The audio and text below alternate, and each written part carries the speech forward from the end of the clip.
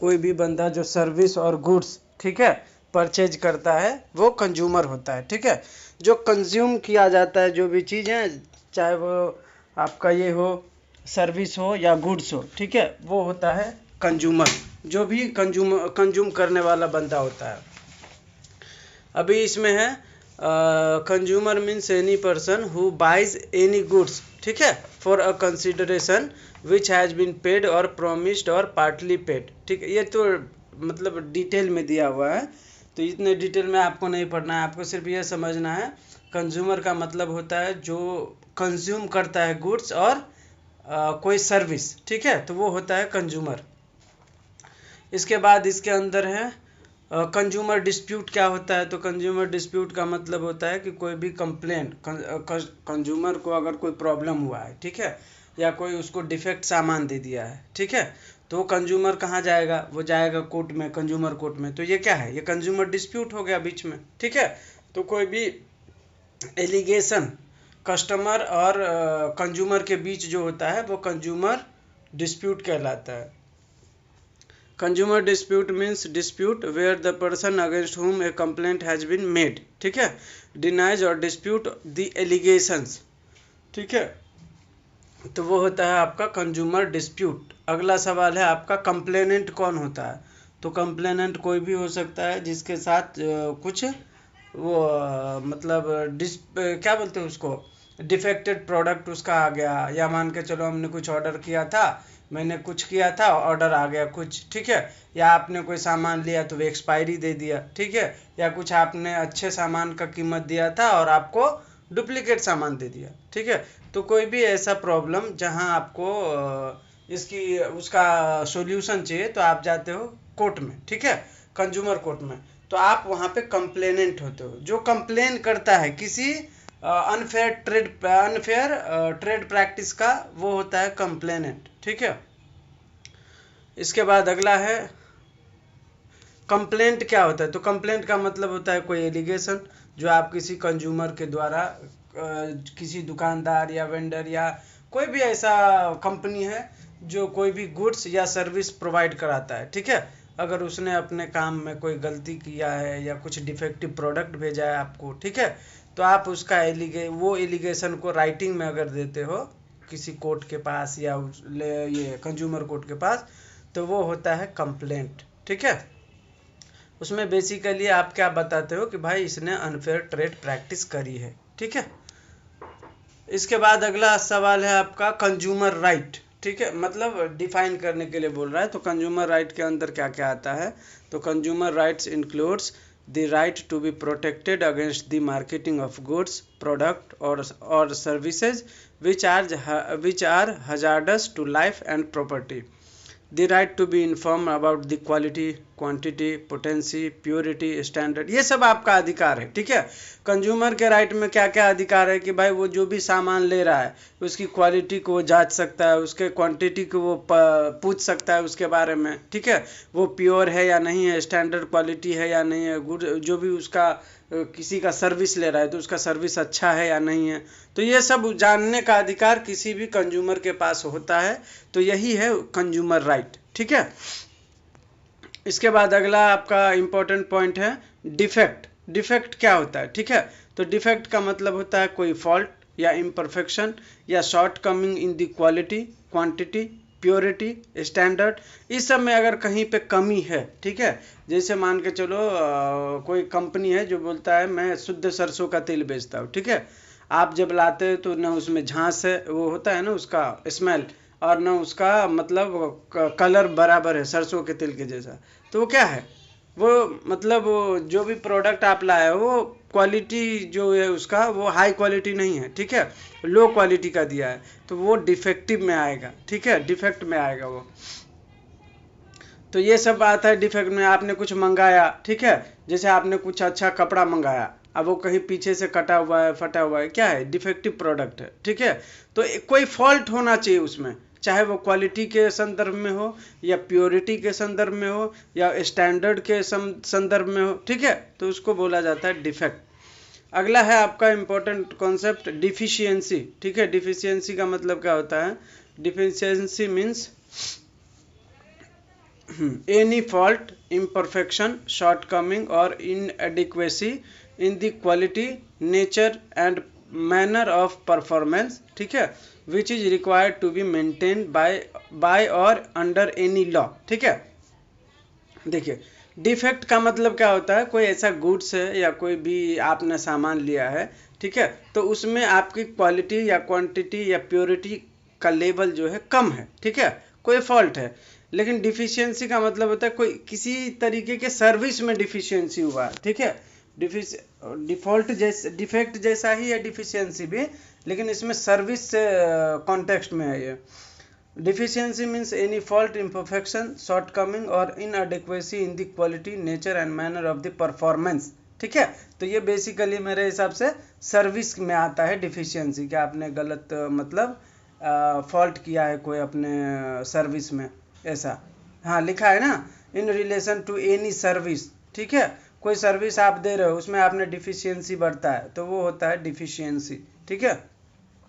जैसे डिफिशियंसी का एग्जांपल दूं तो डिफिशियंसी का ये हो सकता है कि आपका जो डिलीवरी है, मान के चलो आपने बोला था 25 तारीख को डिलीवर हो जाएगा आपका गुड्स, ठीक है, लेकिन आपने 25 को डिलीवर नहीं किया, 30 को किया। जब तक मुझे किसी को सप्लाई करना था, मेरा सामान ऑनलाइन जो बुक किया था वो नहीं आया, तो आपने 25 को वादा किया था, आप 30 को भेज रहे हो, तो ये क्या है, आपके सर्विस की डिफिशियंसी है, ठीक है। तो ये परफॉर्मेंस में जब कोई कमी आती है, आप जो बोलते हो वो करते नहीं हो, तो वो होता है डिफिशियंसी, ठीक है। इसके बाद अगला है आपका इसमें गुड्स के बारे में। तो गुड्स का मतलब तो भाई ये कंज्यूमर प्रोटेक्शन एक्ट है, तो फूड के बारे में ही होगा, बराबर। इसमें थोड़ी ना आप कुछ मतलब फूड नहीं, फूड्स गुड्स कुछ भी जो भी आप कंज्यूम करते हो, ठीक है, तो वो सारा आएगा आपका गुड्स के अंदर। इसके बाद अगला है इंजरी। इंजरी का मतलब होता है कोई भी हार्म, ठीक है, जो कि किसी बंदा को उसके बॉडी पर, माइंड पर या प्रॉपर्टी पे पड़ता है, तो उसको बोला जाता है इंजरी, ठीक है, जो कि इलीगली कॉज किया जाता है, ठीक है। इसके बाद अगला है आपका पर्सन को डिफाइन करें। तो पर्सन का मतलब होता है कोई भी इंडिविजुअल, ठीक है, या हिंदू अनडिवाइडेड फैमिली है तो वो भी पर्सन कहलाएगा, कोई फर्म है तो भी पर्सन कहलाएगा, कोई कोऑपरेटिव सोसाइटी है तो भी वो फर्म कहलाएगा। इसके बाद है सर्विस का डेफिनेशन। सर्विस क्या होता है, सर्विस का मतलब होता है service of any description which is made available to potential users and includes but not limited to the provision of facilities in connection with the banking, financing, insurance, transport, supply, electrical, ठीक है, other energy, telecom, boarding और lodging और both, housing, construction, entertainment, ठीक है। तो ये सब service के अंदर जो है वो होता है, कवर होता है, ठीक है। इसके बाद अगला है आपका ये तो हो गया अनफेयर लेबर प्रैक्टिस है, ठीक है। अनफेयर लेबर प्रैक्टिस का मतलब क्या होता है, सॉरी अनफेयर ट्रेड प्रैक्टिस है। अनफेयर ट्रेड प्रैक्टिस के अंदर यही होता है जो मैंने आपको बताया पहले कि भाई आपने किसी गुड्स का आपसे किसी ने परचेज किया, आपने बोला मैं 20 तारीख को भेज दूंगा, आप 25 हो गए लेकिन आपके माल का कोई ठिकाना नहीं है, ये क्या है, ये अनफेयर ट्रेड प्रैक्टिस है। आपने वादा किया था कि 3,000 रुपये में आपको ये गुड्स मिलेगा, ठीक है, और जब वो परचेज कर लिया तो उसका रेट आपने 4,000 मार लिया, ठीक है, ये क्या है, अनफेयर ट्रेड प्रैक्टिस है। आपसे बुक किया गया था कोई मान लो आपने डिस्प्ले में ऑनलाइन जब आप स्क्रॉल करते हो तो बहुत अच्छे अच्छे कपड़े होते हैं, ठीक है, और आप परचेज करते हो तो उससे 10 गुना घटिया कपड़ा आता है, ठीक है, तो ये क्या है, ये अनफेयर ट्रेड प्रैक्टिस में आता है।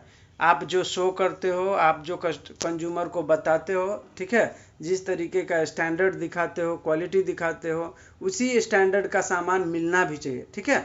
तो वो होता है अगर आपने गलत भेजा है या फॉल्सली रिप्रेजेंट किया है अपने गुड्स को बेचते समय कि देखो ये ऐसा है, और जब पहुंचता है तो गंदा निकलता है वो, बराबर। तो ये सब अनफेयर लेबर ट्रेड प्रैक्टिस में आता है, ठीक है। इसके बाद अगला है आपका, ये हो गया अनफेयर ट्रेड प्रैक्टिस। इसके बाद है आपका, इधर तो इम्पोर्टेंट नहीं है फैक्ट, अभी है इधर रेस्ट्रिक्टिव ट्रेड प्रैक्टिस। क्या क्या है रेस्ट्रिक्टिव ट्रेड प्रैक्टिस में कवर होता है, तो restrictive trade practice means a trade practice which tends to bring about manipulation of price or its conditions of delivery or affect flow of supplies in the market retaining to goods and services in such manner as to impose on the consumers unjustified cost or restriction and shall include delay beyond the period agreed to by a trader in supply of such goods। मैंने शुरू में ही बताया था कि आपने कुछ आपने माल बेचा और आपने बताया कि आपकी डिलीवरी 25 तारीख को हो जाएगी, आप 25 तारीख को नहीं दे रहे हो, ठीक है, आप उससे ज़्यादा टाइम ले लिए, तो ये सब क्या है, ये रेस्ट्रिक्टिव ट्रेड प्रैक्टिस है। आपको ये नहीं करना है, ठीक है। आपने जो भी सामान का ऑर्डर लिया है आपको सेम एज इट इज भेजना है, आप कुछ और नहीं भेज सकते। ये क्या है, रेस्ट्रिक्टिव ट्रेड प्रैक्टिस है। आप कोई भी माल बेच रहे हो, ठीक है, तो मैनिपुलेट करके नहीं बेचना है उसको, ठीक है। जो भी कंडीशन है डिलीवरी के वो सब फुलफिल होने चाहिए। तो आप बेसिकली जो वैलिड ट्रेड प्रैक्टिस करने का जो भी रूल है, अगर आप उसको फॉलो नहीं करते हो तो वो सारा जो है रेस्ट्रिक्टिव ट्रेड प्रैक्टिस होता है, ठीक है। आप किसी कस्टमर का पैसा लेके उसका माल नहीं भेज रहे हो, ये क्या है, ये रेस्ट्रिक्टिव है, आपको ऐसा नहीं करना है। तो जो नहीं करना है वो रेस्ट्रिक्टिव ट्रेड प्रैक्टिस में आता है, ठीक है। इसके बाद अगला है आपका कंज्यूमर प्रोटेक्शन काउंसिल क्या होता है। the central government shall by notification establish with the effect of such date as it may specify in that notification the central consumer protection council to be known as the central council, ठीक है। ये जो consumer protection council है इसको central government जो है establish करता है बाय नोटिफिकेशन, ठीक है। और ये सेंट्रल काउंसिल होता है। The central council shall B advisory council and the consist of following member. उनके अंदर ये सेंट्रल काउंसिल होगा अपना कंज्यूमर प्रोटेक्शन के लिए। उसमें मेंबर कौन कौन से होंगे, the minister in charge of the department of consumer affair in the central government who shall be the chairperson, ठीक है। जो भी मिनिस्टर होगा डिपार्टमेंट ऑफ कंज्यूमर अफेयर का वो चेयरमैन होता है इस काउंसिल का। और such number of other official और non official members representing such interest as may be prescribed. तो कोई भी अगर इसमें मेंबर बनाना है तो वो रिस्पेक्टिव जो क्या बोलते हैं उसको, मतलब अपना कंज्यूमर प्रोटेक्शन एक्ट के तहत इंटरेस्टेड बंदा जो भी होगा जिनको उसमें नॉलेज होगा, ठीक है। तो गवर्नमेंट जो है ऑफिशियल हो या नॉन ऑफिशियल उसको रख सकता है अपने साथ। अगला है आपका procedure for meeting of central council.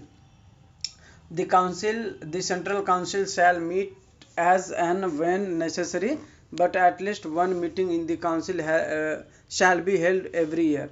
साल में एक बार मीटिंग होना चाहिए सेंट्रल काउंसिल का, ठीक है। अगर ज़रूरत है तो उससे ज़्यादा भी हो सकता है, ठीक है। तो अब ऑब्जेक्ट क्या है ये काउंसिल का, तो ऑब्जेक्ट यही है कि भाई प्रमोट करो कंज्यूमर के राइट को, प्रोटेक्शन दो कंज्यूमर के राइट को, यही सब है मेन। कंज्यूमर प्रोटेक्शन एक्ट का जब आपको पर्पज पूछा जाएगा या एम पूछा जाएगा तो इसका क्या है, मेन है protection of consumer rights and promotion, ठीक है। उसके कंज्यूमर के राइट्स को प्रमोट करना, उसी का एक पार्ट है जागो ग्राहक जागो, बिल देख के लो, रेट में एक्सपायरी सामान देख के लो, ये सब क्या है कंज्यूमर राइट के तहत सबको बताया जाता है। अगला है आपका इसमें स्टेट कंज्यूमर प्रोटेक्शन काउंसिल। आपको बता दूं इसमें कंज्यूमर प्रोटेक्शन काउंसिल में 3 मतलब वो है स्टेज, ठीक है। सबसे ऊपर है सेंट्रल काउंसिल, तो वो सेंटर लेवल पे पूरा मॉनिटर करता है, ठीक है। एक है स्टेट काउंसिल, ठीक है, जो कि स्टेट के लेवल पे पूरा मॉनिटर करता है कंज्यूमर से रिलेटेड, ठीक है। और एक होता है डिस्ट्रिक्ट काउंसिल, ठीक है। डिस्ट्रिक्ट काउंसिल का मतलब है डिस्ट्रिक्ट लेवल पे वो काम करता है। तो इजीली याद रखना 3 स्टेज है, ठीक है। अगर आपसे पूछेगा कि कंज्यूमर प्रोटेक्शन एक्ट के तहत कौन कौन से मतलब अथॉरिटी काम करते हैं, तो मेनली 3 काउंसिल है जिनके अंदर काम होता है, ठीक है। पूरे देश के लिए सेंट्रल काउंसिल है, ठीक है। किसी स्टेट के लिए स्टेट काउंसिल होता है। अब स्टेट में बहुत सारा डिस्ट्रिक्ट है तो हर डिस्ट्रिक्ट का एक होगा, ठीक है। तो डिस्ट्रिक्ट कंज्यूमर प्रोटेक्शन काउंसिल, तो ये 3 टायर है, ठीक है, कंज्यूमर प्रोटेक्शन एक्ट के तहत। तो ये सब जो है मिलके काम करते हैं। अगला है आपका ये तो वैकेंसी और अपॉइंटमेंट है, इतना डीप में नहीं जानने की ज़रूरत है आपको, ठीक है। इसके बाद अगला है आपका कंज्यूमर डिस्प्यूट रिड्रेसल, ठीक है। ये consumer dispute redressal agency district commission, state commission और नेशनल कमीशन। तो डिस्ट्रिक्ट कमीशन बताया गया है सेक्शन 28 में। डिस्ट्रिक्ट कमीशन से पूछा जा सकता है आपसे, establish by the state government in each district, her district में जो है डिस्ट्रिक्ट कमीशन बनाया गया है। डिस्ट्रिक्ट कंज्यूमर डिस्प्यूट रिड्रेस्ट कमीशन, ठीक है। ये डिस्ट्रिक्ट के अंदर कोई भी कंज्यूमर डिस्प्यूट हुआ है तो उसको रिड्रेस करने के लिए डिस्ट्रिक्ट कमीशन होता है। If it deems fit establish more than one district commission in district, ठीक है। अगर लगता है कि डिस्ट्रिक्ट में एक से ज़्यादा डिस्ट्रिक्ट कमीशन की ज़रूरत है तो उससे ज़्यादा बनाए जा सकते हैं। 1 प्रेसिडेंट एंड 2 मेंबर, ठीक है। Minimum 2 in consultation with the central government. District में भी जो डिस्ट्रिक्ट कमीशन होता है उसमें भी सेंटर से कंसल्ट करना पड़ता है और सेंटर जो है उनको अप्रूव करते हैं रखने के लिए। तो उसमें कम से कम एक प्रेसिडेंट होता है और 2 मेंबर होते हैं, ठीक है। इसके बाद इनका जुरिस्डिक्शन क्या होता है डिस्ट्रिक्ट कमीशन का, तो डिस्ट्रिक्ट कमीशन का जुरिस्डिक्शन होता है किसी भी सर्विस और गुड्स का कीमत अगर 1000 तक है, 1 करोड़ तक है, तो डिस्ट्रिक्ट कमीशन उस मामले को देख सकता है, ठीक है। इसके बाद आप यहाँ कंप्लेन कैसे कर सकते हो, तो फाइल आपको रिटर्न में कंप्लेन फाइल करना है, ठीक है। कंज्यूमर जो है वो करेगा, उसके साथ एडवोकेट भी हो सकता है, एडवोकेट भी कर सकता है, ठीक है। फिर आता है एडमिशन का स्टेज, आपका कंप्लेन लिया जाएगा, फिर सामने वाले को समन भेजा जाएगा, फिर दोनों पार्टी बहस करेंगे, अपने अपने दलील देंगे, ठीक है। इसके बाद जो है रिजल्ट आएगा। तो यही प्रोसीजर इसमें बताया गया है, ठीक है। इसके बाद है अगला आपका स्टेट कमीशन के बारे में। तो स्टेट कमीशन का भी वही सीन है, ठीक है। लेकिन इसका जो है 10 करोड़ तक है, जो है इसका वो है क्या बोलते हैं जुरिस्डिक्शन, कि वो 10 करोड़ तक का कोई डिस्प्यूट है तो वो हैंडल कर सकते हैं, ठीक है। 1 करोड़ तक का था तो कौन किया, डिस्ट्रिक्ट। अगर 1 करोड़ से ज़्यादा का है और 10 करोड़ से कम का है तो स्टेट करेगा, ठीक है। 10 करोड़ से ज़्यादा का रहेगा तो कौन करेगा, फिर सेंट्रल करेगा, ठीक है। ये भी याद रखना। और सब जो है कंज्यूमर के प्रोटेक्शन के लिए ये कमीशन काम करता है, याद रखना। तो जो ये कमीशन है तो ये रिड्रेसल कमीशन है, आप सीधा यहाँ पे केस फाइल कर सकते हो, ठीक है। और ऊपर जो था आपका, ऊपर क्या था आपका, ऊपर था आपका काउंसिल, ये मॉनिटर करता है, ठीक है। काउंसिल में और कमीशन में फर्क है। काउंसिल सिर्फ मॉनिटर करता है कि उनके स्टेट में कितने मामले आ रहे हैं, कौन कौन से कोर्ट में कैसे कैसे मामले चल रहे हैं, ठीक है। तो मॉनिटर का करना काम जो है इसका है काउंसिल का। और काउंसिल भी 3 टायर है, central level, state level, district level, ये याद रखना, ठीक है। और इसके बाद आपका जो है ये क्या था कमीशन, कमीशन भी 3 टायर का है, सेंट्रल लेवल पे है, स्टेट लेवल पे है, डिस्ट्रिक्ट लेवल पे है। डिस्ट्रिक्ट कमीशन के पास 1 करोड़ तक का मामला देखने का अधिकार है और स्टेट को 10 करोड़ तक का, और 10 करोड़ से ऊपर जितना भी रहेगा वो सेंटर के पास जाता है, ठीक है, सेंट्रल कमीशन के पास। इसमें भी याद रखना, इसमें भी क्या होता है प्रोसीजर मैं बता दूं आपको कंज्यूमर कोर्ट का। ये जो कमीशन है उसमें भी पहले आप सूट फाइल करोगे, ठीक है, आपका केस फाइल करोगे। फिर कोर्ट जो है आपके केस के हिसाब से सामने वाली पार्टी को समन करेगा, सामने वाला पार्टी आएगा, अपना रिटर्न स्टेटमेंट देगा, ठीक है। दोनों पार्टी फिर अपने अपने एविडेंस देंगे, गवाह देंगे। इसके बाद जो है कोर्ट जो है फाइनल आर्ग्यूमेंट करेगा, कोर्ट में दोनों पार्टी फाइनल आर्ग्यूमेंट करेगा और फिर जो जज है, ये काउंसिल के जो मिनिस्टर होते हैं, हेड होते हैं, प्रेसिडेंट होते हैं, वो फिर फैसला सुनाता है, ठीक है। तो फैसला सुनाता है तो उसको जजमेंट बोला जाता है। तो ये हो गया आपको कमीशन के बारे में। अब इसके अंदर पेनल्टी और ऑफेंस के बारे में, तो ये भी इम्पोर्टेंट है, ठीक है। Penalty for non compliance of direction of central authority. Central authority ने हर ये कंपनी को, हर ओनर को कुछ डायरेक्शन दिए हैं इस एक्ट के तहत कि भाई आप ये इस काम को करते हो तो आपको ये करना है। जैसे मैंने ऊपर बताया कि कोई भी कंपनी डिफिशियंसी करती है तो उसके ऊपर पेनल्टी लगाया जा सकता है। कोई कंपनी अनफेयर ट्रेड प्रैक्टिस करती है तो आए दिन अनफेयर ट्रेड प्रैक्टिस का जो है केस आता है और कोर्ट उनके ऊपर बहुत हेवी पेनल्टी लगा देते हैं कि आपने जो है गलत किया था, ठीक है। हैंड रेज है, किसी का कुछ पूछना है क्या?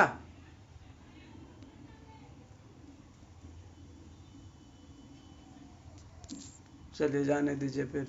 हाँ हेलो। हाँ हाँ। हाँ सर, मुझे जानना है डिस्ट्रिक्ट कमीशन लिमिट, और लिमिट क्या है डिस्ट्रिक्ट कमीशन की? क्या? डिस्ट्रिक्ट कमीशन की लिमिट क्या है? 1 करोड़ तक का। अच्छा सर, और स्टेट स्टेट कमीशन? 10 करोड़।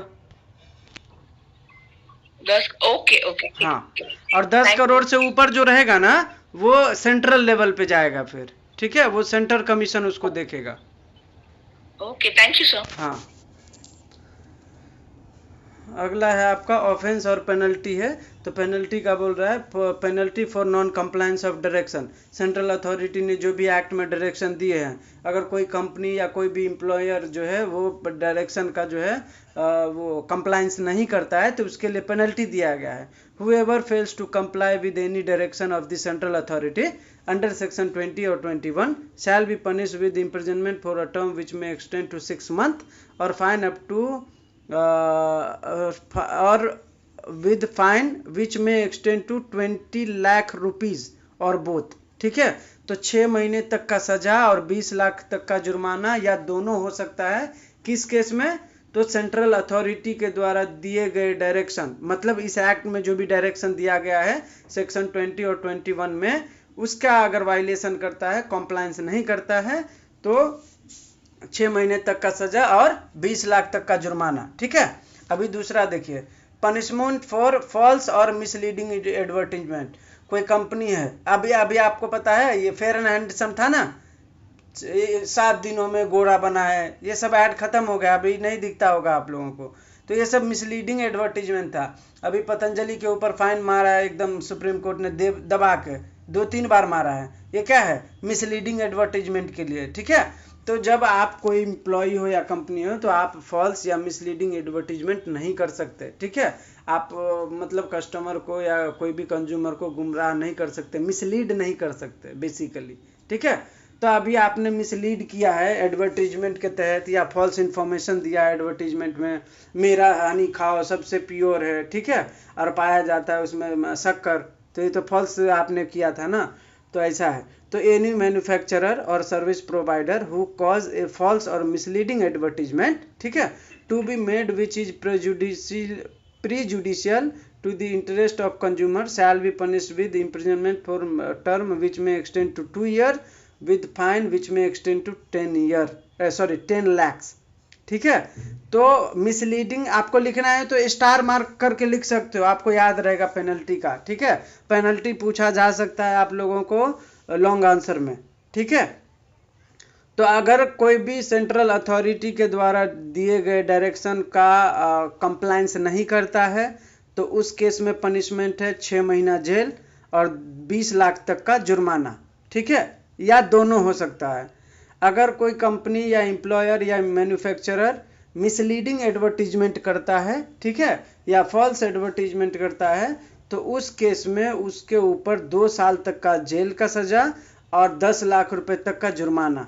ठीक है, और वो अगर मिसलीडिंग एडवर्टीजमेंट कंटिन्यू रखता है, ठीक है, रोकता नहीं है, तो उसके बाद उसको 5 साल तक का सजा हो सकता है और 50 लाख तक का जुर्माना लगाया जा सकता है कंटिन्यूएंस पर। ठीक है, आपको एक बार बोल दिया गया कि आपने मिसलीडिंग ऐड किया है, ठीक है, आपको हटा लेना चाहिए वो ऐड, लेकिन आप कंटिन्यू करे जा रहे हो, तब अगर फिर से कोर्ट ने उसको नज़र में लिया, तो फिर आपका जो है सजा वो 5 साल हो जाएगा और जुर्माना जो है 50 लाख तक का हो जाएगा। ठीक है, तीसरा पनिशमेंट है इसमें, punishment for manufacture for sale और स्टोरिंग, सेलिंग और डिस्ट्रीब्यूटिंग और इंपोर्टिंग प्रोडक्ट्स कंटेनिंग एडल्ट्रेंट। मतलब मिलावट का सामान अगर आप कुछ बेचते हो, जैसे मान के चलो तेल में सरसों के तेल में पाम ऑयल मिला देना, या राई में कुछ अलग से वो मिला देना आर्टिकल। ठीक है, तो कुछ ऐसा अगर मिलावट का सामान आप बेचते हो, एडल्ट करके बेचते हो, एडल्ट्रेशन करके, तो उसके लिए पनिशमेंट जो है आपका 6 महीने तक का जेल है और 1 लाख रुपए तक का जुर्माना है। ठीक है, लिख लो, मिलावट का अगर आपके ऊपर कंप्लेन आता है तो मिलावट के लिए। ठीक है, मिलावट का सामान या तो आप बेचते हो या आप डिस्ट्रीब्यूट करते हो या आप जमा करके भी रखे हो मिलावट का सामान। ठीक है, और उसको बेचते हो तो उस केस में 6 महीने तक का जेल। मोटर व्हीकल एक्ट अगला है आपका। तो मोटर व्हीकल एक्ट के अंदर कुछ इंपॉर्टेंट की एस्पेक्ट हैं जिसके बारे में मैं अभी जिक्र करूंगा। सबसे पहला है आपका ड्राइविंग लाइसेंस के बारे में, ठीक है। ड्राइविंग लाइसेंस के बारे में है। तो ड्राइविंग लाइसेंस का मतलब है every driver must have a valid driving licence to operate a vehicle, ठीक है। जब आप मोटर व्हीकल एक्ट पढ़ोगे तो उसमें क्लियरली मेंशन है कि कोई भी बंदा जिसके पास व्हीकल है उसके पास उसको ऑपरेट करने के लिए वैलिड ड्राइविंग लाइसेंस होना जरूरी है। Vehicle registration, all vehicles must be registered with the regional transport office. RTO के पास हर गाड़ी का रजिस्ट्रेशन होना चाहिए, ऐसा यह एक्ट बोलता है। इसके बाद है third party insurance, all motor vehicles must have mandatory third party insurance to cover accident victims, ठीक है। देखो थर्ड पार्टी इंश्योरेंस के बारे में मैडम पूछ रही थी। तो थर्ड पार्टी इंश्योरेंस का मैंने देखिए नहीं इधर नहीं भेजा है ना, अभी भेज देता हूँ, इधर रखा था मैंने यार। थर्ड पार्टी इंश्योरेंस का बेसिक मतलब ये होता है कि जैसे मान के चलो आपसे किसी का एक्सीडेंट हो गया, ठीक है।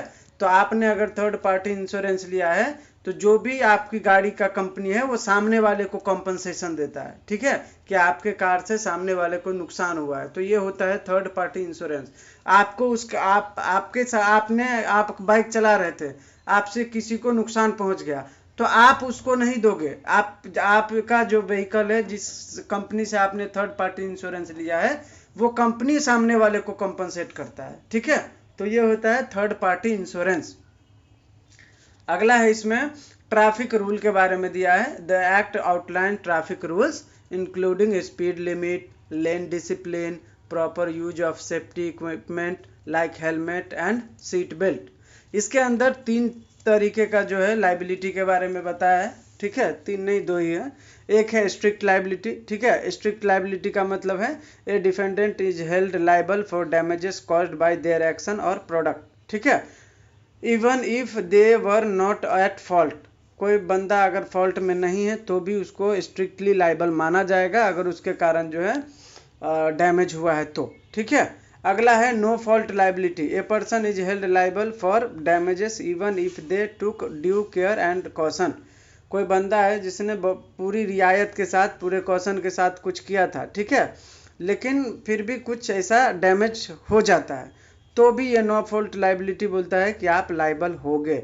This is intended to discourage reckless behaviour and needless loss, ठीक है। अगला है कॉन्ट्रीब्यूटरी नेग्लिजेंस। कॉन्ट्रीब्यूटरी नेग्लिजेंस का मतलब होता है कि दोनों तरफ से प्लेंटिफ और डिफेंडेंट, ठीक है, दोनों पार्टी फॉल्ट में है। किसी एक पार्टी के फॉल्ट से यह हादसा नहीं हुआ है, ठीक है। दोनों पार्टी ने थोड़ा थोड़ा कंट्रीब्यूट किया और दोनों के थोड़े थोड़े कंट्रीब्यूट करने से जो है हादसा हो गया। जैसे मान के चलिए मैं स्पीड से बाइक चला रहा था, ठीक है, और सामने वाला गलत रास्ते से आ रहा था। अब मैं भी स्पीड लिमिट क्रॉस कर दिया हूँ जो नियम के हिसाब से है और सामने वाला भी गलत रोड से आ रहा है। अब अगर हादसा होगा तो वो कॉन्ट्रीब्यूटरी नेग्लिजेंस होगा। क्यों? क्योंकि हमने भी हदें पार कर दी है, हम भी फॉल्ट में हैं और सामने वाला भी फॉल्ट में है। तो जब दोनों पार्टी फॉल्ट में हो और तब कोई एक्सीडेंट होता है तो वो होता है कॉन्ट्रीब्यूटरी नेग्लिजेंस, ठीक है। उसमें आप सामने वाले से कॉम्पनसेशन का मांग नहीं कर सकते, बेसिकली ये होता है, ठीक है। अब इसके अंदर पेनल्टी और फॉर वायलेशन है। The act defined punishment for various traffic offence such as speeding, driving under the influence, driving without a licence, ठीक है, एक्सेट्रा। अभी नीचे दिया हुआ है देखिए, fine, imprisonment and licence suspension, ठीक है। Fine, driving without a licence, अगर आप के पास लाइसेंस नहीं है, विदाउट लाइसेंस के ड्राइविंग करते हो तो मोटर व्हीकल एक्ट बोलता है कि आपके ऊपर 5,000 रुपये तक का जुर्माना लगाया जा सकता है, ठीक है। दूसरा है ड्राइविंग विदाउट इंश्योरेंस, अगर आपकी गाड़ी का इंश्योरेंस नहीं है, third party insurance, first party insurance, bike insurance, जो भी इंश्योरेंस है, अगर नहीं है तो उस केस में आपको जो है 2,000 रुपये तक का जुर्माना, और अभी नया आया है कम्युनिटी सर्विस, ठीक है, ये भी एक पनिशमेंट है तो वो भी दिया जा सकता है। अगला है आपका ड्राइविंग अंडर इन्फ्लुएंस। अगर आपने शराब पी के चला रहे हो या कुछ ऐसा कोई अल्कोहल लिए हो या नशा किए हो, ठीक है, तो इन्फ्लुएंस होकर ड्राइविंग कर रहे हो, तो उस केस में 15,000 रुपये तक का जुर्माना और 2 साल तक का जेल हो सकता है। ठीक है, याद रखना दोनों में से कोई एक ही होगा, इसमें बोथ का प्रोविजन नहीं दिया हुआ है। अगला है आपका ड्राइविंग विदाउट ए सीट बेल्ट। अगर आपने सीट बेल्ट के बिना ड्राइविंग कर रहे हो तो उस केस में आपको 5,000 तक 1,000 रुपये तक का सॉरी ये भी पनिशमेंट भेजो। भेजा है मैडम मैंने ग्रुप में, आप ग्रुप नहीं देखती हो लगता है। नहीं, पनिशमेंट नहीं भेजा है, बाकी का मैंने भेजा है मैडम मैंने। सॉरी देखिए मैंने अच्छे से भेजा है और इसमें हर एक बारीकी को दिया है कि ओवर स्पीडिंग अगर कोई करता है, हाँ, तो अगर ओवर स्पीडिंग कोई करता है तो 2,000 रुपये तक का जुर्माना है। अगर कोई मोबाइल फ़ोन ड्राइविंग के टाइम पे चला रहा है, ठीक है, तो उसके लिए 5,000 रुपये तक का जुर्माना है, और ये रियल है, ये एक्ट के हिसाब से, ठीक है, ऐसा। इसके बाद अगर कोई ट्रैफिक सिग्नल को डिसोबे करता है तो उस केस में 10,000 रुपये तक का जुर्माना लगाया जा सकता है। यह जुर्माना पहले कम था, अभी जो है इसको बढ़ा दिया गया है, याद रखना। ठीक है, अब रेकलेसनेस ड्राइविंग कर रहे हो, आप रेकलेस ड्राइविंग कर रहे हो, लापरवाही के साथ ड्राइविंग कर रहे हो, तो उसमें 1 साल तक का जुर्माना लगाया जा सकता है। ठीक है, अगर ड्राइविंग अंडर इन्फ्लुएंस कर रहे हो तो 2 साल तक का जुर्माना, ये जेल भेजा जा सकता है आपको। ठीक है, इसके बाद जो है, और अगर आप ड्राइविंग जो है बार बार इन्फ्लुएंस करके कर रहे हो, मतलब शराब वराब पी के, तो एक बार तो आपको 2 साल का सजा दिया जाएगा। ठीक है, अगर वो बार बार हो रहा है तो आपका लाइसेंस सस्पेंड कर दिया जाएगा। ठीक है, इसके बाद अगला है ड्राइविंग विदाउट हेलमेट, तो आपको 3 महीने तक का जेल हो सकता है। ठीक है, इसके बाद बस हो गया, यही है इम्पोर्टेंट आपका इस एक्ट में। ठीक है, इसके बाद ये मॉड्यूल 4 हो गया आपका। इसके बाद किसी ने भेजा था आपका ये सिचुएशनल बेस्ड क्वेश्चन, ये है ना, मैं इसको अभी कर रहा हूँ, वापस से भेज दे रहा हूँ ग्रुप में, तो हम लोग ये करने वाले हैं। ठीक है, सिचुएशनल है और टॉट में ऐसा ही आएगा, जो इन्होंने भेजा है ना वो सही भेजा है, सवाल ऐसा ही आएगा, आपको ऊपर में बता दिया जाएगा। ठीक है, कि ये सवाल किस चीज़ से लिया गया है। जैसे इसमें बताया है ना जनरल डिफेंस के बारे में, वॉलेंटी नॉन फिट इंजुरिया का केस है यहाँ पर। ठीक है, वॉलेंटी नॉन फिट इंजुरिया में मैंने बताया था आपको कि भाई आप वॉलेंटरीली अगर कहीं जाते हो और वहाँ पे कोई इंजरी होता है तो फिर आप उसके लिए कंपनसेशन नहीं क्लेम कर सकते। आपको मैंने कुश्ती का एग्जाम्पल दिया था, बराबर। अभी देखो यहाँ पे सवाल क्या पूछ रहा है, a cricket stadium management allows people to enter a section close to the playing field knowing there is a risk of balls being hit into the audience. ठीक है, spectator gets injured by a cricket ball, can the spectator sue for damages? Discuss the defense applicable in this situation. क्या लगता है आपको, बताओ, कोई है किसी के पास समझ में तो बताइए जरा, क्या लगता है आपको।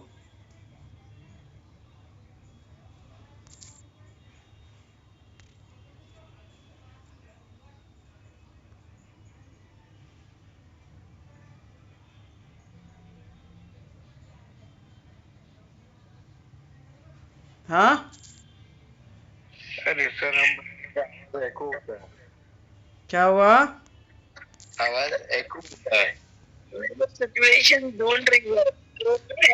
अरे सिचुएशन मैंने फिर से अभी भेजा है मैडम आपको, तो सिचुएशन भेजा है मैंने वापिस से, देखिए मैंने अभी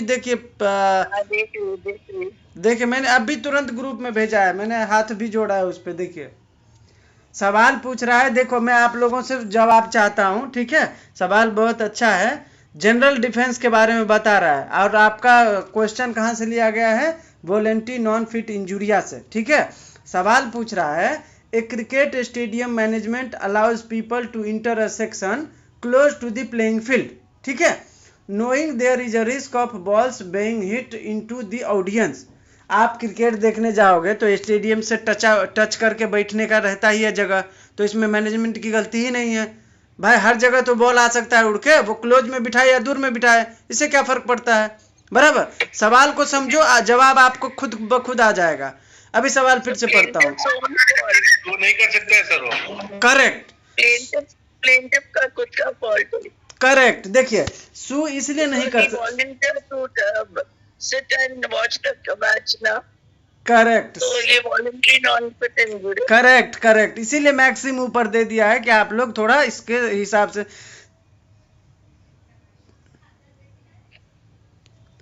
देखिए।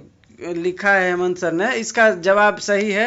ये मैडम ने जो कहा है कि देखिए इसमें वॉलंटरी नॉन फिट इंजुरिया मतलब आप वॉलंटरीली गए थे, आपको पता है कि क्रिकेट खेलेगा तो बॉल उड़ के लगता है, बराबर। तो जब आप ऐसे जगह पे जाते हो जहाँ पे बॉल के उड़ के आने के चांसेस हैं, या आप कुश्ती करते हो तो फाइट लगने का चांस है, तो वहाँ पे इम्प्लाइड होता है कि नुकसान आपको हो सकता है। उसमें आपको कंपनी को या जो बैट्समैन है उसको आप सू नहीं कर सकते कि तुमने बॉल मारा मेरा आंख फूट गया, नहीं। ये जो जब ये वॉलंटरी नॉन फिट इंजुरिया वाला कॉन्सेप्ट आता है तो इम्प्लाइड हो जाता है वो, ठीक है। वो आपको अलग से नहीं बताएगा कि तुम्हारे को चोट लगेगा तो तुम कंपनसेशन नहीं ले सकते। आपको मालूम है कि जब आप जाओगे वहां पे बैठोगे तो बॉल उड़ के आ सकता है, तो ये तो इम्प्लाइड है, इसको बताने की जरूरत ही नहीं है। तो ये डिफेंस में आता है वॉलंटरी नॉन फिट इंजुरिया में, कि अगर आप कहीं पे जाते हो कुश्ती देखने या बॉल क्रिकेट खेलने या कोई भी ऐसा जगह जहाँ पे इंजरी होने के चांसेस हैं, ठीक है, तो वहां पे अगर आप जानबूझ के जाते हो तो फिर आप कंपनसेशन के लिए क्लेम नहीं कर सकते, ठीक है। तो इसमें वेवर और रिलीज भी आता है क्या? सॉरी, वेवर और रिलीज भी आता है? अभी इस सवाल के हिसाब से तो वेबर और रिलीज का यहाँ पे नहीं है कॉन्सेप्ट का मैडम जरूरत। नहीं, जब हम लोग टिकट लेते तो वो बारीक में लिखा रहता है ना, कुछ ऐसे रहेगा तो ना कंपनी इज नॉट रिस्पॉन्सिबल ऐसे रहता है। हाँ वो रहता भी है और रहता भी है, लेकिन ऐसे जगह पे ना वो इम्प्लाइडली है। अगर नहीं भी है ना तो ये समझा जाता है कि आप जा रहे हो देखने तो आपको पता है कि बॉल कहीं पे उड़ के आ सकता है, ठीक है, तो ये इम्प्लाइड रहता है इस सब में, ओके। ठीक है। तो यहाँ पे क्या है, can the spectator sue for damages, no he can not, ठीक है, क्योंकि यहाँ पे जो है डिफेंस अप्लीकेबल होगा, क्योंकि यहाँ पे वॉलंटरीली गया था वो, ठीक है, और वॉलंटरीली गया था तो अगर इंजरी होता है तो उसके लिए वो कॉम्पनसेशन नहीं ले सकता है, ठीक है। अगला सिचुएशन है आपका वाइकेरियस लाइबिलिटी से, ठीक है। ऊपर देखिए कॉन्सेप्ट दे दिया है, अब आपको इसमें दिमाग थोड़ा सा भी बाहर से नहीं लाना है, सिर्फ फोकस करना है वाइकेरियस लाइबिलिटी पे, ठीक है। सवाल पूछ रहा है a delivery driver employed by a company negligently causes an accident while on duty, ठीक है, the injured party files a lawsuit against the company instead of the driver, is the company liable for the driver's action? बताइए क्या लगता है आपको।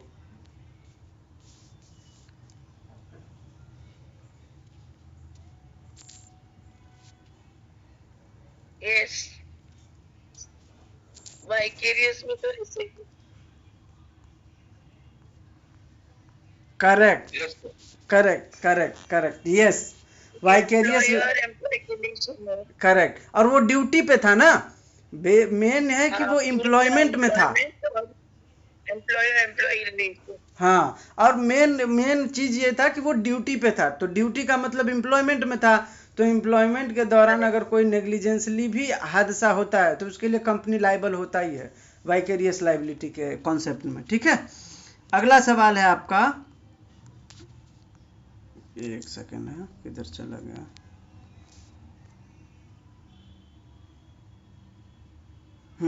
तीसरा सवाल है न्यूसेंस से, ठीक है। न्यूसेंस मतलब किसी को अनवाई करते हैं ना, मतलब परेशान करना, ऐसा।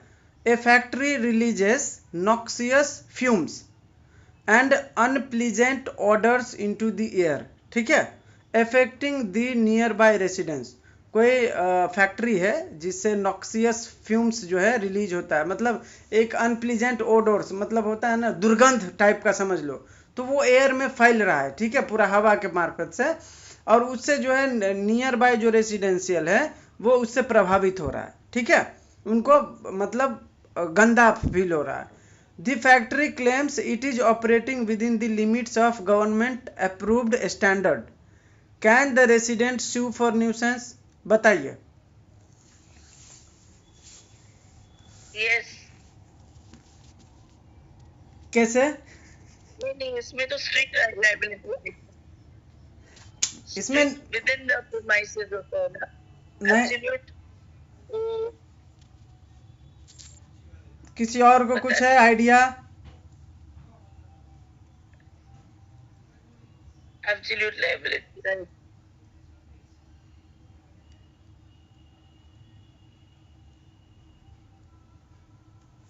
वो प्रीमाइसेस के अंदर है तो वो रेजिडेंस नहीं अप्लाई कर सकते।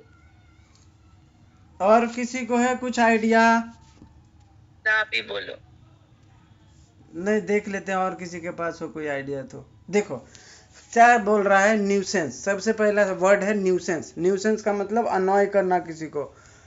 तो a factory releases noxious fumes and unpleasant odours into the air, ठीक है, affecting the nearby residence. जो भी वहाँ पे रेसिडेंस है, जो सोसाइटी है, उसको वो जो है बहुत मतलब इफेक्ट कर रहा है वो एयर, ठीक है, जिसमें वो अनप्लीजेंट ओडोर्स मतलब दुर्गंध टाइप का कुछ आ रहा है, ठीक है। फैक्ट्री का कहना है कि भाई मैं गवर्नमेंट ने जो हमें वो दायरा दिया है, लिमिटेशन दिया है, हम उसके अंदर वो कर रहे हैं, ठीक है। तो इसमें आपको क्या प्रॉब्लम है? तो आपसे सवाल पूछ रहा है, can the resident sue for nuisance? Yes, अगर गवर्नमेंट ने अप्रूव किया भी है, ठीक है, तो आप स्यू कर सकते हैं। भाई सोसाइटी हम हैं, ठीक है, रहना हमें है। अगर गवर्नमेंट ने अप्रूव किया है तो हम गवर्नमेंट को चैलेंज करेंगे। वो अथॉरिटी से पूछे कि उसके जो फैक्ट्री में जाओ, चेक करो, ये दुर्गंध जो आ रहा है पूरा सोसाइटी उससे परेशान है, तो गवर्नमेंट का काम है ना। तो आप कर सकते हैं स्यू, ठीक है। न्यूसेंस हो रहा है ना यहाँ पे, आप वहाँ जो सोसाइटी है वो प्रभावित हो रहा है और अनप्लीजेंट ओडोर्स आ रहा है, कब तक वो लोग रह पाएंगे वहाँ पे, बराबर। तो न्यूसेंस तो है ना, तो न्यूसेंस है तो वो सू कर सकते हैं, ठीक है। फैक्ट्री वाला जो फैक्ट्री का जो क्लेम है वो गवर्नमेंट अथॉरिटी फिर चेक करेगा। जैसे ही आप सू करोगे गवर्नमेंट एक्शन में आएगा ना कि भाई वहाँ पे एयर का प्रॉब्लम है, तो आप अथॉरिटी हो तो आप जाके चेक करते हो कि नहीं करते हो? तो फिर गवर्नमेंट चेक कराएगा, अपने अथॉरिटी को भेजेगा कि देखो वहाँ पे वो जो क्लेम कर रहा है कि मैं गवर्नमेंट के अंदर लिमिट को फॉलो कर रहा हूँ, तो वो चेक करेंगे। लेकिन सू तो आप कर सकते हैं ना। समझ में आया? हाँ, न्यूसेंस है तो सू किया जा सकता है, ठीक है। ये उसका दलील है ना कि मैं फॉलो कर रहा हूँ। आप सू करो, गवर्नमेंट अथॉरिटी आएगा चेक करने कि भाई उसका क्लेम सही है नहीं है, और सही नहीं है तो फिर उसके ऊपर कंपनसेशन लगाया जाएगा। ऐसा होता है, ठीक है। अगला सवाल है आपका कंज्यूमर प्रोटेक्शन एक्ट से है, ठीक है। तो ये कंज्यूमर के प्रोटेक्शन के बारे में होगा, ठीक है। अब देखो, a consumer purchases A refrigerator from A retailer, after 1 month it stops working and the retailer refuses to repair or replace it. The consumer files a complaint under the Consumer Protection Act. What remedies are available to the consumer? क्या लगता है आपको? Replacement, correct और refund correct.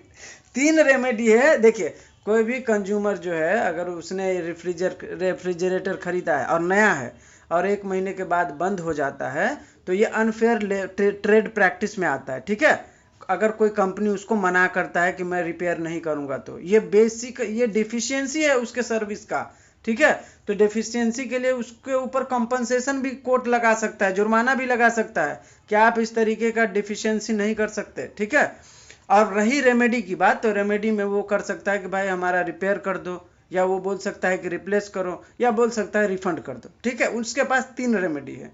Suit file करेगा court में, court इस तीनों का ऑफर उनको देगा, ठीक है। आपको जो कराना है वो करा सकते हो। तो ये है आपका सिचुएशनल क्वेश्चन। अब हम फटाफट जो है 2 मार्क्स वाला और शॉर्ट नोट जो है कवर कर लेते हैं 15 मिनट में। क्या बोलते हो? सर 1 मिनट, आपको सॉरी इंटरप्ट कर रहा हूँ। हाँ हाँ सर, ये नॉर्मली हमने क्वेश्चन पेपर देखे हैं ना, हाँ हाँ तो उसमें एक क्वेश्चन हमेशा, जो बड़े क्वेश्चन की बात कर रहा हूँ, एक कंज्यूमर वाले पे रहता है और एक मोटर व्हीकल पे रहता है। हाँ, तो मोटर व्हीकल में क्या रहेगा? या तो कॉम्पनसेशन रहेगा, ठीक है, या तो आपको उसमें ये जो है ना हाँ बोलिए। लाइसेंस के बारे में रहता है। तो लाइसेंस का मैंने बताया ना अभी डेफिनेशन का। नहीं, मैं ऐसे ही आपसे पूछ रहा हूँ, मतलब आपने उसमें लिखा था ना कि उन दोनों का मिला के 1/4 रेटेड, इसीलिए। नहीं तो आपके पास जो है ना, देखिए लॉन्ग आंसर में अगर 4 रहेगा ना तो 2 रहेगा आपका इसमें इस क्या है आपका टॉट से। अच्छा। हाँ, और एक ही दोनों में से कोई रहेगा या 2 रहेगा, या उसको लॉन्ग में नहीं पूछेगा तो शॉर्ट में 2 दे देगा। ऐसा जरूरी नहीं है लॉन्ग में। एक कंज्यूमर का लॉन्ग में है ही, और एक मोटर व्हीकल का लॉन्ग में है ही। 2 और 2 रहेगा फिर टॉट का। देखो तो 3 ही लिखना है ना सर, तो वो दोनों हो गया, तीन शॉर्ट तीन का तो लिख देंगे। 3 सवाल लॉन्ग One में। might be vicarious or strict or absolute liability. हाँ, कंज्यूमर में वो हाँ। आएगा और फिर कंपनसेशन आएगा, हाँ सर, ओके। पेनल्टी। नहीं तो कंज्यूमर और इसका ये मोटर व्हीकल का तो बताया ना अभी विस्तार से, जो भी आपके सिलेबस मॉड्यूल में था। नहीं, उसके बारे में मैं बोल रहा हूँ सर, आपने सब करा दिया ये ऐसे, क्योंकि आपने है ना खाली ऐसा लिखा था कि उन दोनों का मिला के कंज्यूमर और मोटर व्हीकल का मिला के 1/4 का। नहीं तो देखिए, सुनिए लॉन्ग आंसर में दोनों आया ना तो देखना शॉर्ट में इतना मतलब इक्वल नहीं आएगा। शॉर्ट में या तो 1 पूछेगा या 2, उससे ज्यादा नहीं पूछेगा। अगर लॉन्ग में पूछ दिया है ना तो उनको सिर्फ दिखाना है कि मैंने पूछा था। ऐसा नहीं है कि आप सब MBA या इससे पूछ देगा, नहीं पूछे। 1/4 ही रहेगा। आप क्वेश्चन पेपर देख लेना कभी, ठीक है? नहीं चलेगा, तो हम लोग दोनों अभी पेपर गया ना सर, इसमें मैक्सिमम रिपीटेशन था, यानी लॉन्ग आंसर जैसे परपेचुअल इंजेक्शन, टेम्पर इंजेक्शन था बड़े आंसर में, तो ऊपर वापस से उधर भी पूछा था, ऊपर शॉर्ट नोट में भी पूछा था। चलेगा सर, आप कंटिन्यू कीजिए, तो वांडा ना। हाँ, अभी हम लोग जो है ना 2 मार्क्स वाला फटाफट कर लेते हैं, फिर शॉर्ट नोट फटाफट एक बार सिर्फ रिपीट करते जाते हैं हम लोग, ठीक है? अभी अगला है हमारा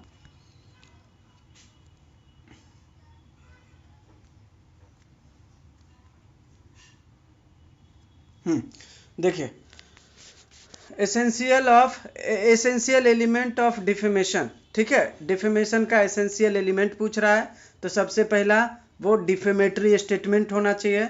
दूसरा उसका पब्लिक में उसका जो है स्टेटमेंट होना चाहिए, ठीक है? पब्लिकेशन होना चाहिए उसका, वो पब्लिक प्लेटफॉर्म पे आना चाहिए। ऐसा नहीं है घर में किसी को बोल दिए तो वो डिफेमेशन हो गया, नहीं।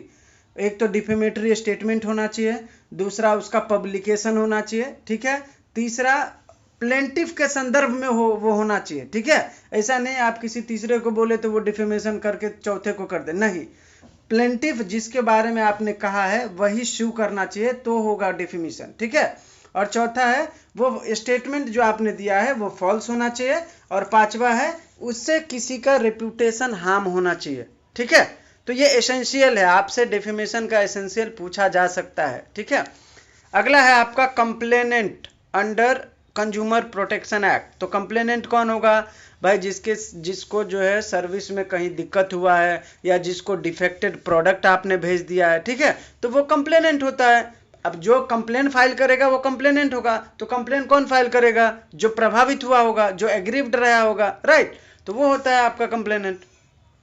अगला है अप्रोप्रिएट लेबोरेटरी। तो कोई भी डिफेक्ट गुड्स होते हैं, ठीक है? या कोई ऐसा फूड ये है आपका फूड प्रोडक्ट जिसका क्वालिटी चेक करना है, ठीक है? जिसके गुड्स जिसमें कुछ डिफेक्ट पाया गया हो, तो उसको जांचने के लिए जो होता है वो गवर्नमेंट अप्रोप्रिएट लेबोरेटरी को जो है ऑथोराइज करता है कि आप जो है कोई भी प्रोडक्ट हो, गुड्स हो, ठीक है? अगर वो डिफेक्ट है तो आप उसको डिटरमाइन करोगे, उसके स्टैंडर्ड को चेक करोगे। हाल ही में मैगी का हुआ था, वो भी अप्रोप्रिएट लेबोरेटरी में गया था, उसमें भी कुछ कमियां पाई गई थी, बराबर? उसके बाद फिर उसमें सुधार लाया गया, फिर अभी मैगी का रेट 15 हो गया। तो 10 से 15 हो गया था सुधार के बाद, ठीक है? अगला है आपका what is meant by liability without fault. Liability without fault का मतलब है कि भाई आपने कुछ किया या नहीं किया, ठीक है? आप ही जिम्मेदार हो, तो वो होता है लाइबिलिटी विदाउट एनी फॉल्ट।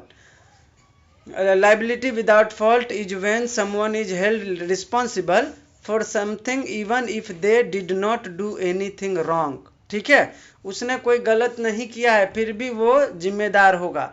अब कैसे होगा? जैसे मान के चलो मैं एक कुत्ता पाला हूँ और कुत्ता बहुत डेंजरस है, सपोज, ठीक है?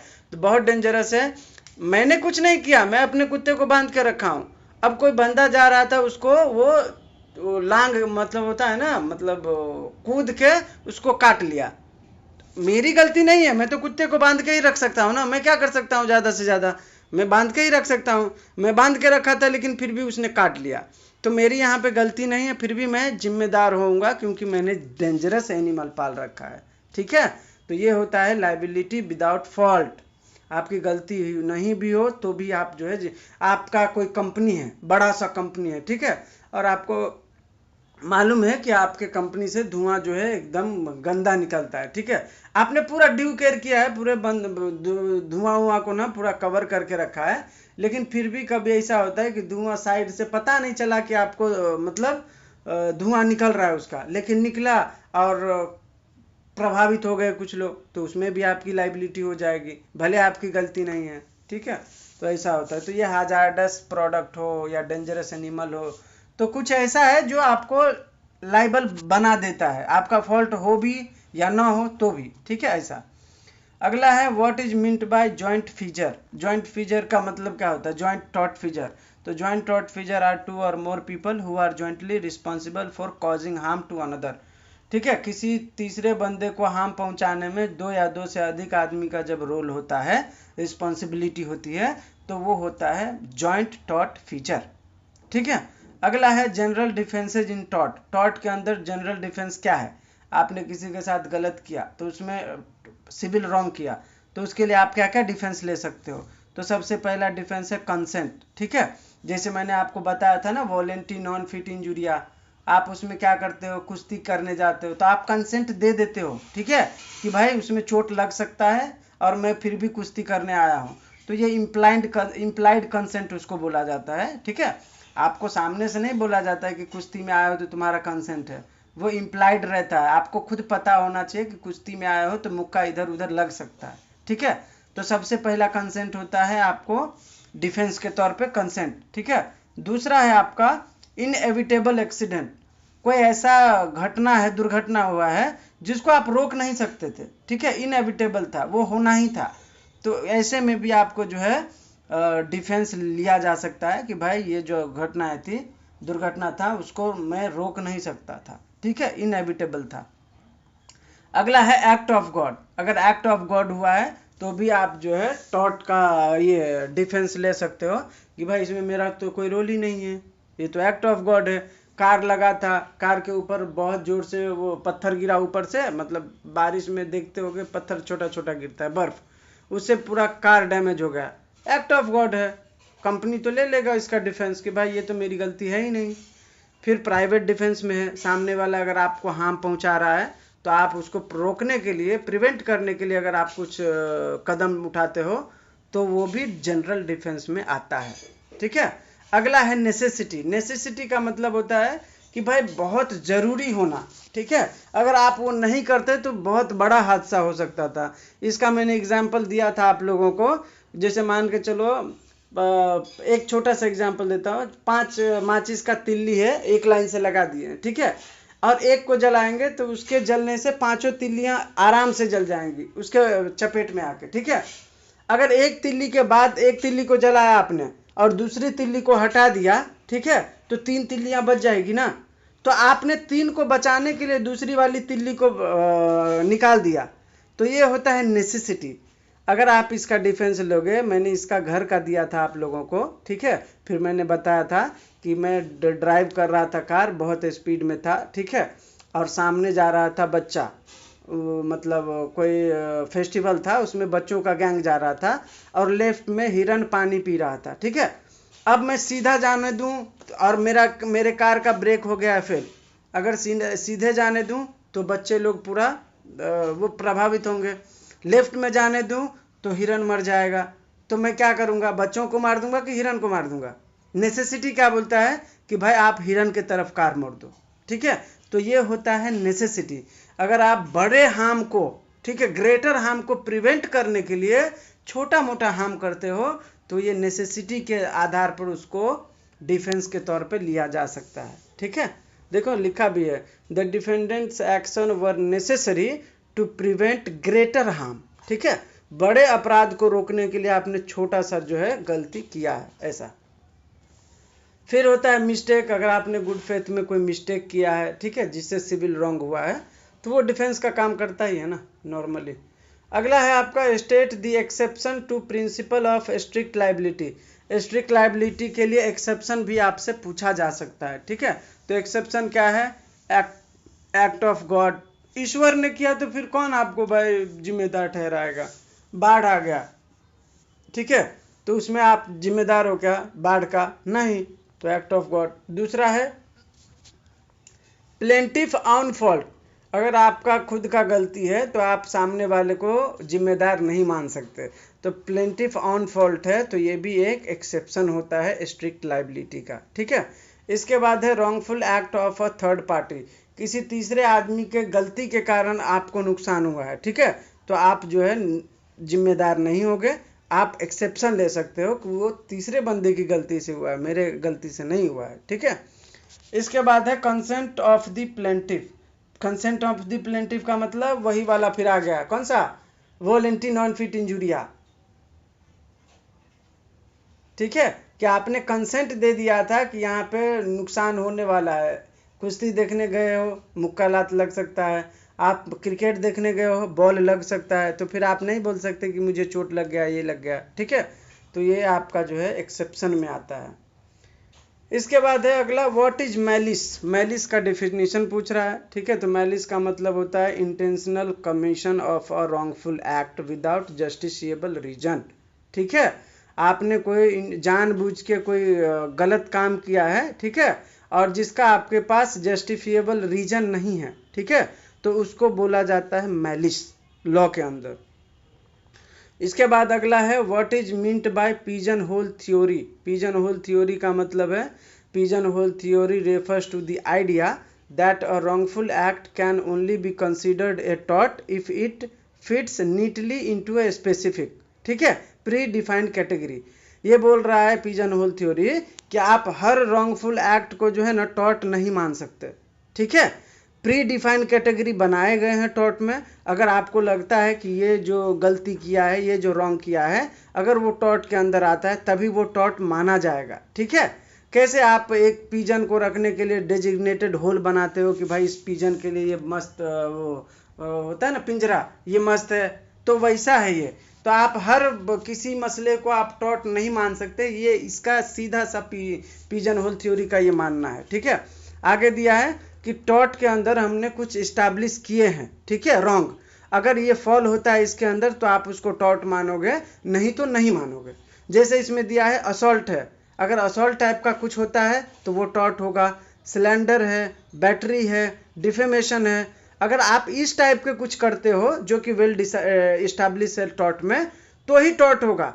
आप हर रॉन्गफुल एक्ट को जो है टॉर्ट कंसीडर नहीं करोगे, तो ये बोलता है पिजन होल थ्योरी, ठीक है। अगला है what is libels and slander in defamation. तो डिफेमेशन जो होता है दो तरीके का होता है, या तो आप बोल के कर सकते हो या तो लिख के कर सकते हो। अगर लिख के किए हो तो लिबल होगा, अगर बोल करके किए हो, स्पीक करके किए हो तो सिलेंडर होगा, ठीक है, याद रखना। इसके बाद है अगला what is accord and satisfaction. क्या होता है अकॉर्ड एंड सेटिस्फैक्शन? तो अकॉर्ड और सेटिस्फैक्शन का मतलब होता है, अकॉर्ड मतलब होता है कि भाई दोनों पार्टी के बीच जो डिस्प्यूट था उसमें थोड़ा कम करके, जैसे 10,000 का मतलब नुकसान हुआ है तो आप 9,000 में डील को ख़त्म कर रहे हो कि भाई चल ठीक है यार ख़त्म कर लें। तो अकॉर्ड का मतलब होता है जो भी डिस्प्यूट है उससे कम का जो है आप अमाउंट लेके, लेसर अमाउंट, ठीक है, लेके और सेटिस्फैक्शन के साथ जो है अपने डिस्प्यूट को निगोशिएट करके ख़त्म करते हो, तो उसको बोला जाता है अकॉर्ड एंड सेटिस्फैक्शन, ठीक है। अगला है आपका what does mean by extra judicial remedy. देखिए दो तरीके का रेमेडी होता है, एक होता है जुडिशियल रेमेडी, एक होता है एक्स्ट्रा जुडिशियल रेमेडी। जो कोर्ट से रेमेडी मिलता है उसको जुडिशियल रेमेडी बोला जाता है, कोर्ट के अलावा आप कहीं से रेमेडी ले रहे हो तो उसको बोला जाता है एक्स्ट्रा जुडिशियल रेमेडी, ठीक है।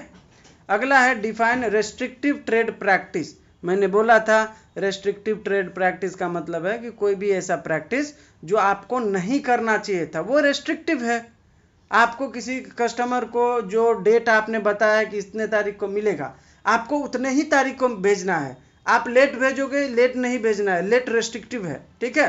तो जैसे अनफेयर लेबर ट्रेड प्रैक्टिस हमने देखा था कि ये भाई ये गलत है, तो उसी तरीके से कुछ ऐसे ट्रेड प्रैक्टिस हैं जो रिस्ट्रिक्ट किए गए, आप ऐसा नहीं करोगे अपने प्रैक्टिस में, ठीक है। तो ऐसा होता है, तो ये होता है रेस्ट्रिक्टिव ट्रेड प्रैक्टिस। अगला है आपका व्हाट इज मीन्ट बाय इन्वेंडो। इन्वेंडो का मतलब क्या होता है? तो इन्वेंडो जो है एक लीगल टर्म है जो बोलता है कि कोई भी बंदा आपको आपके बारे में कोई डबल मीनिंग वर्ड से, ठीक है, कुछ बोलता है तो आपको डिफेम करता है, तो उसको बोला जाता है इन्वेंडो, ठीक है।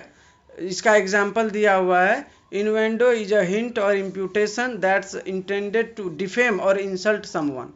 किसी को आप डिफेम करने के इरादे से कोई ऐसे शब्द बोलते हो, ठीक है, जो डायरेक्टली तो नहीं, इनडायरेक्टली डबल मीनिंग के आधार पर वो उसको आप डिफेम करने की कोशिश कर रहे हो, तो वो होता है इन्वेंडो। इसके बाद है अगला what is meant by volenti non fit injuria. तो मैंने बोला था वॉलंटरीली अगर आपको कोई इंजरी होता है तो उसका आप क्लेम नहीं कर सकते हो। जैसे आप if someone sits in a jeep and it crashes, the defense of voluntary non-fit injuria might apply. If someone agrees to surgery and the surgeon removes an organ without their knowledge, the surgeon might be liable. हैं? ये कौन सा example दे दिया है भाई? हाँ, नहीं, इसका डेफिनेशन सही है। Volenti non fit injuria is a Roman maxim that states that a person who voluntarily accept a risk of harm cannot sue for resulting injury। तो ये कुश्ती वाला मस्त है, याद रखना। इसके बाद आपको क्रिकेट वाला जो अभी आया बताया था वो याद रखना कि अगर आप क्रिकेट देखने जाते हो और बॉल आपके ऊपर लगता है तो आप उसके लिए जो है कंपनसेशन नहीं लेने जा सकते, ठीक है। अगला है आपका what is meant by ubi jus ibi remedium. तो इसका मतलब होता है where there is a right there is a remedy. जहाँ आपके राइट को वायलेट किया जाता है वहाँ आपको उसके लिए रेमेडी मिलेगा, ऐसा है, ठीक है। इसके बाद है काइंड्स ऑफ न्यूसेंस। न्यूसेंस का मतलब आप किसी को अनॉय कर रहे हो, परेशान कर रहे हो, ठीक है, तो वो न्यूसेंस है। न्यूसेंस 3 टाइप के होते हैं। एक होता है पब्लिक न्यूसेंस जिससे सोसाइटी एट होल जो है परेशान हो, ठीक है, जैसे आपने रोड को ब्लॉक कर दिया या टायर जला दिया, उसका धुआं पूरे प्रभावित कर रहे हैं सबको, डीजे पूरे जोर से बजा रहे हो जो सोसाइटी उससे अफेक्टेड हो रहा है, ठीक है, तो ये है पब्लिक न्यूसेंस। एक होता है प्राइवेट न्यूसेंस जो किसी पर्सन इंडिविजुअल को आप नुकसान पहुंचा रहे हो, ठीक है, जैसे कोई स्मेल है तो उसके घर के बाजू में जला दिए या डीजे बजा दिए रात को उसके घर के सामने, तो आप प्राइवेट न्यूसेंस कर रहे हो, ठीक है। और एक होता है एब्सोल्यूट न्यूसेंस, ठीक है, ऐसा कोई कंडीशन, ऐसा कोई सिचुएशन जिससे न्यूसेंस क्रिएट होता है और वो जानबूझ के न्यूसेंस क्रिएट किया जा रहा है, तो ये होता है एब्सोल्यूट न्यूसेंस, ठीक है। इसके बाद है प्रिंसिपल ऑफ एब्सोल्यूट लायबिलिटी। क्या होता है? तो एब्सोल्यूट लायबिलिटी का मतलब है कि आप एब्सोल्यूटली लायबल होगे रिगार्डलेस ऑफ फॉल्ट और नेग्लिजेंस। किसका नेग्लिजेंस था, किसने फॉल्ट किया, उससे हमें कोई मतलब नहीं है। आपके कंपनी में हुआ है, आपके कंपनी के प्रीमाइसेस के कारण हुआ है, तो रिस्पॉन्सिबल आप होगे। Example for oleum gas leak, MC Mehta वाला वो जो था ना, भोपाल गैस ट्रेटजी, श्री राम फूड वाला, ये सब क्या है? ये सब एब्सोल्यूट लायबिलिटी वहाँ से सुप्रीम कोर्ट ने वो किया कॉन्स्टिट्यूट कि भाई आप ये नहीं बोल सकते हो कि मेरे स्टाफ ने किया, मैंने कॉन्ट्रैक्टर को दिया था और कॉन्ट्रैक्टर ने सही से काम ही नहीं किया, आप ऐसा नहीं बोल सकते, ठीक है, आपको एब्सोल्यूटली लायबल माना जाएगा। अगला है AIIMS and objective of consumer protection act. तो मैंने बता दिया था कंज्यूमर के साथ जो गलत होता है या उनके साथ अनफेयर लेबर ट्रेड प्रैक्टिस होता है, डिफेक्टिव गुड्स उनसे बेचे जाते हैं, एक्सपायर सामान बेचा जाता है, ठीक है, तो उस सब में उनके राइट को प्रोमोट करना, राइट को प्रोटेक्ट करना, यही इरादे से जो है कंज्यूमर प्रोटेक्शन एक्ट बनाया गया था। और उनको उनके साथ हुए इस गलती के कारण, ठीक है, उनको जो है नुकसान हुआ है तो उसको कॉम्पनसेट करना इस एक्ट का जो है मेन पर्पज रहा है। तो सबसे पहला पर्पज है प्रोटेक्ट कंज्यूमर, ठीक है। दूसरा है कि भाई उनके लिए काउंसिल बनाई जाए। इसके बाद है कि कंज्यूमर को एजुकेट किया जाए, ठीक है। डिस्प्यूट जो भी होंगे उसको रिजॉल्व किया जाए, कंपनसेशन दिया जाए, अनफेयर लेबर प्रैक्टिस को, ट्रेड प्रैक्टिस को बंद किया जाए। यही सब है इसका एम पर्पज सब, ठीक है। बस हो गया इधर का, इसमें तो इतना ही था। अभी क्या भेजा है आपने, देखिए मैडम ने एम्स एंड ऑब्जेक्टिव भेजा है। हाँ सही तो है, करेक्ट है मैडम, आपने पूरा डिटेल में बनाया है, मैंने शॉर्ट में लिखा है, परफेक्ट है सर। मैडम नहीं सर, यू सीजे, हाँ सीजे, सॉरी, हाँ सॉरी, नहीं ठीक है, अच्छा बनाया आपने, ठीक है। और ये टॉर्ट क्राइम और ब्रीच ऑफ कॉन्ट्रैक्ट का भी आपने बनाया, और मैंने भेजा भी था ना, वो मैं बता देता हूँ। लेकिन ये सर इजी लर्न करने में इजी रहता है ये। करेक्ट, आप चार्ट के हिसाब से, अगर मैं तो आप लोगों को सजेस्ट करूंगा कि एग्जाम में भी चार्ट के माध्यम से बनाओ, ठीक है। तो चार्ट से क्या होता है, बहुत हद तक जो एग्जामिनर होता है वो उसको समझ में भी आता है, और वो सेटिस्फाई होते हैं कि बच्चे ने मेहनत करा है, ठीक है। तो वो तो जरूरी है। मैंने भी भेजा था, लेकिन यार मैंने, मेरा वाला किधर गया, मैंने भेजा था, मैं एक बार वो करा देता हूँ ना, तो आप लोगों को थोड़ा सा वो हो जाएगा ना। किधर गया, मैंने आज ही भेजा था ना,